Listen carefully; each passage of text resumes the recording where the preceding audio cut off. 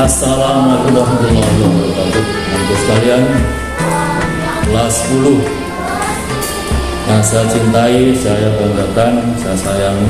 Apa kabar? Sudah lama ada bertemu, sudah 1 minggu lebih. Semoga kalian keadaan baik-baik saja dan keadaan sehat walafiat. Harapan saya dan semua para guru juga mendoakan jalan dalam keadaan sehat saja. Tapi jangan lupa tetap kita berusaha untuk bisa menetralkan suasana sesegera mungkin dengan cara menjaga kondisi protokol kesehatan, menggunakan masker kalau dalam perjalanan jauh, kemudian jaga jarak dengan orang sekitar, dan ketiga tetap cuci tangan setelah kegiatan maupun sebelum kegiatan. Oke. Teman-teman sekalian, dengan kita mengestrakan penjagaan itu sehingga kita nanti dapat segera bertemu di dalam luring atau belajar secara langsung di luar jaringan internet. Artinya kita nanti bisa masuk kelas. Harapan saya, jadi tidak berlama-lama kita nanti akan ketemu dalam kelas. Teman-teman sekalian, kita bisa melanjutkan pelajaran kemarin. Kita akan menginjak pelajaran baru, sejarah penulisan Al-Quran. Nanti kita atau kamu bisa melihat di halaman 25. Itu ada beberapa sejarah penulisan Al-Quran. Jadi Al-Quran itu ada beberapa pendapat yang di situ agar nanti Al-Quran tidak hilang atau tidak kemana-mana wahyu itu. Maka atas usulan sahabat termasuk Umar sendiri mengusulkan agar ada semacam dokumen atau semacam penulisan yang diabadikan, walaupun itu masih sederhana. Di sini ada tiga periode, ada 3 tahap dalam penulisan itu, walaupun tingkatannya masih sederhana. Yang pertama, Nabi Muhammad SAW itu juga memerintahkan. Jadi ketika Nabi Muhammad SAW menerima wahyu, memerintahkan kepada beberapa sahabat yang di situ dikategorikan pandai baca dan pandai tulis. Jadi zaman itu sudah ada orang yang bisa pandai menulis, membaca pun sudah cakap. Termasuk di situ ditulis atau disampaikan sahabat Muawiyah, kemudian Zaid bin Sabit, bin Ka'ab, dan Khalid bin Walid. Dan tujuan Rasulullah untuk menulis setiap wahyu yang turun. Itu pun dari depan Rasulullah. Dari Rasulullah menerima wahyu, ditulis. Ada yang ditulis di atas tulang unta yang sudah meninggal, kemudian atas batu, kemudian di daun pelepah kurma, seperti itu. Dan nanti disusun ya, seperti mushaf itu surat petunjuk malaikat Jibril dari Allah. Jibril itu kemudian menyusunnya sesuai urutannya. Jadi Al-Fatihah misalnya, Al-Nas misalnya, itu urutannya urut dari sejak awal turunnya.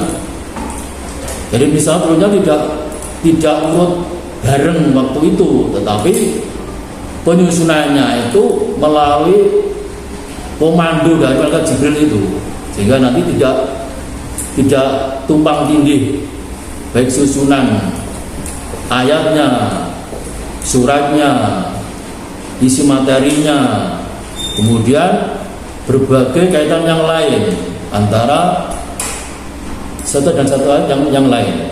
Jadi saling berkaitan urutannya. Karena ada dalam satu surat ada yang langsung turun seketika, ada yang turun sebagian.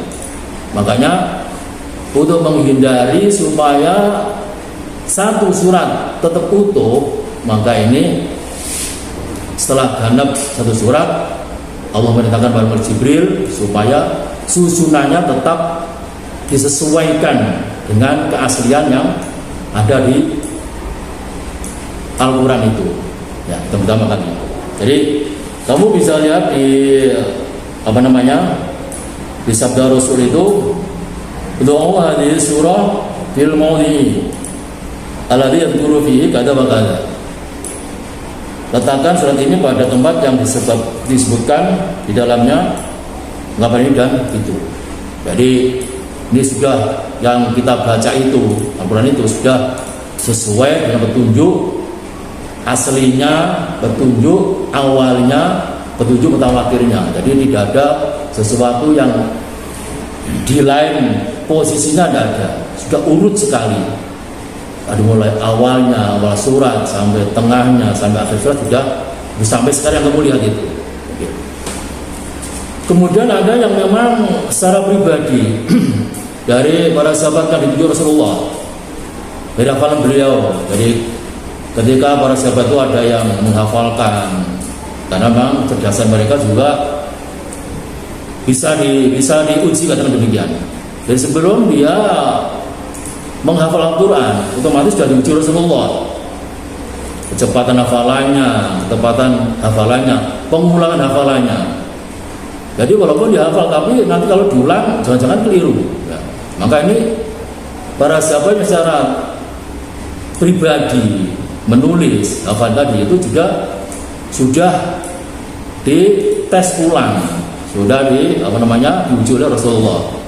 Bolehlah kalian menulis untuk mengimbangi tulisan yang saya perintahkan kepada para sahabat, tetapi kalian harus uji kekuatan, uji kecerdasan dalam penghafalan itu.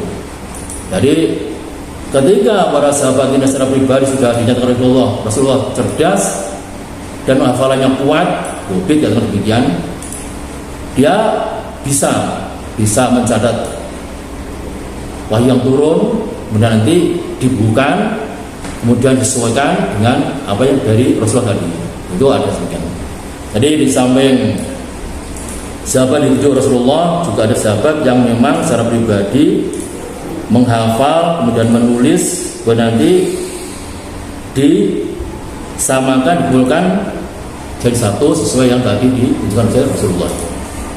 Yang kedua, jadi ketika zaman Rasulullah seperti tadi, sekarang di zaman penulisan Al-Quran pada periode Khalifah Abu Bakar, ini juga ada alasannya. Beberapa peristiwa yang mendukung adanya penulisan ini atau pembukuan ini, ketika para sahabat, para penghafal Al-Quran yang dulu sudah banyak jumlahnya, jadi para sahabat dulu itu yang Al-Quran tidak hanya duduk di pondok, di pesantren dan di masjid saja, tetapi mereka ikut membela agama, termasuk berperang. Ya. Di para sahabat itu sungguh beratnya mereka ikut membela Rasulullah. Terus ngapal Al-Quran, sabot, mikir, ijeh perang. Kalau tidak perang, bagaimana mempertahankan agama? Kita lihat, ketika Rasulullah wafat, meninggal, banyak orang tidak percaya kepada para penulis Rasulullah. Dikatakan ada yang berpendapat para sahabat atau penggantinya tidak asli. Ya. Maka ada membelot, termasuk orang-orang yang bayar zakat. Dia berpendapat bahwa yang bayar zakat itu ketika hanya pada Rasulullah, pada zaman Rasulullah yang memerintah. Ketika Rasulullah meninggal, mereka berpendapat bahwa bayar zakat itu habis, sudah nggak diperintah lagi, karena pemerintah sudah meninggal. Tapi dia tidak tahu, tidak mengamati bahwa perintah zakat adalah Al-Quran. Karena orang awam itu kan jarang yang mengamati Al-Quran atau membaca Al-Quran langsung dan maknanya. Kalau zaman Rasulullah kan ayat turun, kemudian ada perintah langsung pada orangnya. Tapi belum tentu orangnya itu memahami isi Al-Quran. Diperintah mau zakat itu. Jadi ketika Rasulullah meninggal, dikira zakat sudah habis, dia diberi lagi. Mereka membelot satu. Yang kedua, ada orang-orang yang satu bayar zakat, yang kedua murtad. Jadi ada orang-orang yang dulu itu zaman Rasulullah aktif sekali ibadahnya, sholatnya, karena memang dipandu langsung Rasulullah, berjamaah di masjid, berjamaah di mana saja berada, mereka aktif karena memang benar-benar dia yakin bahwa ini adalah sesuatu petunjuk yang benar menurut para penganut-penganut baru itu. Jadi repotnya itu orang-orang yang baru masuk tadi beberapa bulan, benar Rasulullah meninggal, dia murtad, keluar dari Islam.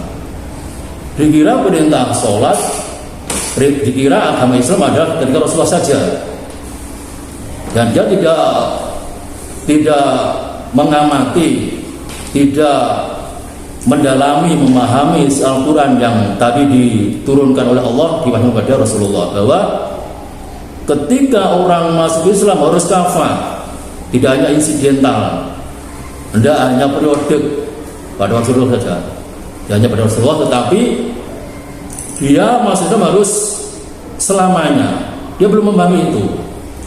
Makanya di zaman Abu Bakar ada orang-orang yang murtad, keluar dari Islam, dan itu banyak berada di Yamamah waktu itu. Maka Abu Bakar dengan giginya, kalau di Yamamah nanti sudah berkembang besar orang-orang murtad, bahkan tidak hanya murtad, tapi dia membuat kelompok yang nanti akan menghalau orang-orang yang juga baru masuk Islam, lalu diajak keluar juga. Bahkan dia melihat bahwa dia akan membuat kelompok tersendiri, anti Islam lah, atau Islam kedua lah, atau Islam baru lah. Dan orang zakat juga begitu. Kalau orang-orang yang tidak zakat nanti sudah berkelompok, dan mereka sudah jadi orang yang bakhil semua, betapa hancurnya Islam nanti. Karena zakat bertujuan untuk bagaimana mensejahterakan kaum muslimin yang memang notabene berada di kelas menengah ke bawah, agar Islam hidup, tolong menolong, membantu yang tidak punya, yang miskin, yang fakir. Dari orang-orang kaya dididik. Tanpa orang miskin yang beri zakat, jadi tidak bisa hidup. Katakan demikian. Orang-orang kaya waktu itu yang punya kebun kurma, anggur, kalau nggak ada orang miskin yang mau ngunduh kurma dan anggur, nggak mungkin. Orang kaya itu ngunduh sendiri nggak mungkin, dia nggak sadar. Jadi dia nggak sadar bahwa orang miskin itu punya peran yang bahkan mengayakan semari sugih orang itu adalah dia tidak sadar itu. Ya. Makanya Allah memerintahkan khudh amwalahum shadaqah itu.